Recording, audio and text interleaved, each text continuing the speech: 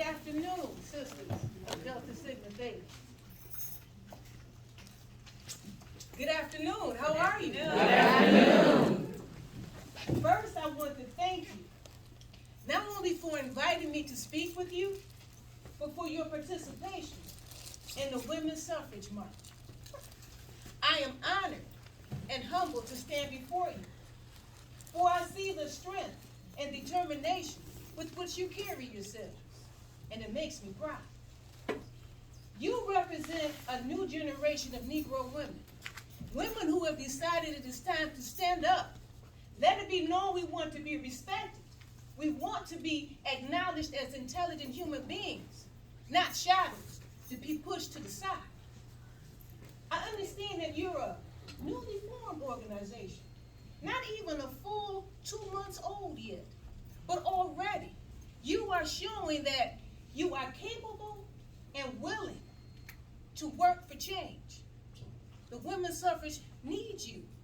Women like you need to be seen by all Negro women of all ages, all backgrounds, to see how to push back against the injustices against women and the Negro race as a whole. We made great strides in the Reconstruction era. We began to acquire land, we started going to schools, we started businesses, and most importantly, we began to be involved in politics so that we would have a say-so at the table of democracy. But white America lost its tolerance for the advancement of Negroes. After the Civil War, Negroes had nothing to lose, but everything to gain. But the Southern whites were trying their best to recover from the loss of free labor, and the resentment showed. They began to show a force of power through lynchings and Jim Crow laws. I myself was introduced to Jim Crow in 1883, while I was riding a train through Tennessee. You see, the Civil Rights Bill of 1875 had recently been repealed, and the South was putting up color lines all over the place, including the railroads. But Jim Crow cars had not yet been established on the trains. So mind you, I had paid for a first-class ticket to sit in the ladies' coach. So when the conductor told me that I had to move to the forward coach, where they were moving the Negroes, I was confused. And I told him, that's the smoking car. As I'm already sitting in the ladies' car, I protest to stay. Well, he tried to drag me from my seat, so I bit his hand. He went and got 2 other fellows, and the 3 of them did indeed drag me from my seat. But fortunately, we were at a station stop. So rather than sit in the forward car with the smokers, I got off the train. Well, I sued their railroad company. It was the Chesapeake and Ohio Railroad. And I won my case. I was to be rewarded $500. I can still see the headlines. Darky damsel gets damages. But the railroad appealed and won. So I got nothing. It was 12 years later before I understood why they appealed. You see, with the repealing of the Civil Rights Bill, watch this. Negroes were not wards of the nation, but citizens of the states, which meant we had to file suit in the state courts, not the federal. I finally realized that if my case had stayed successful, Negroes would have followed that president all over the place, and the South wasn't half bad. Now, I'm sure you're familiar with my work in speaking out against the lynching of Negroes. That began in 1892, when my good friends Thomas Moss, Calvin McDowell, and Henry Stewart were brutally murdered at the hands of a white mob. My newspaper, The Free Speech, was in full force at that time, and I used that as a vehicle to speak out against that heinous crime. Well, the white mob retaliated. They completely destroyed my printing office. but my voice did not.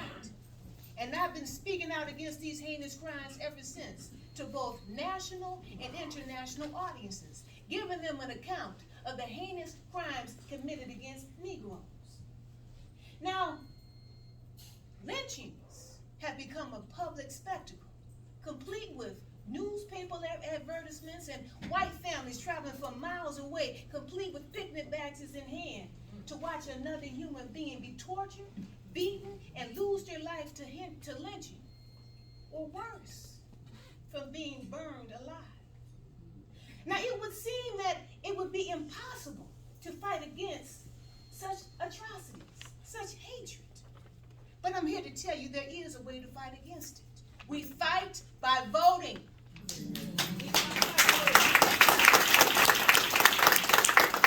You see, there's a correlation between power and violence. He who holds the power holds the control of the tongue. The key to ending lynching and for us to get our civil rights is enfranchisement. Negroes need to have a national voice. Negro women deserve the right to vote just as well as any white woman. So sisters, do not let them push us back in the process.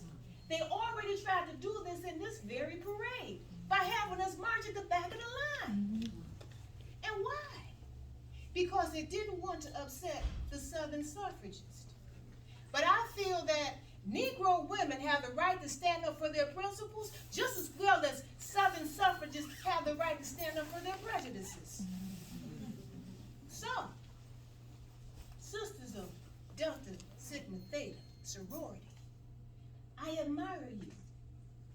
I commend you for taking the initiative to join in the Women's Suffrage March. I commend you for realizing the need for Negro women to also be included in the process of getting the right to vote. I encourage you to speak to your mothers, your grandmothers, your sisters, to all Negro women, because we need to spread the message that we need to become educated in the responsibilities of citizenship and voting. That's what we do with the Alpha Suffrage Club in Chicago. This is a group of all black females. So, Delta Sigma Theta, I implore you, take up this sword and shield and fight. Fight like your life depends on it, because it does. And why?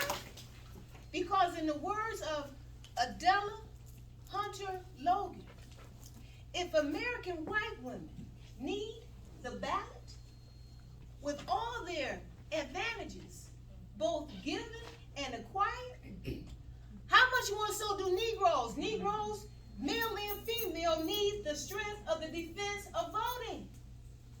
So sisters, are you ready? Yes. Then let's get to work.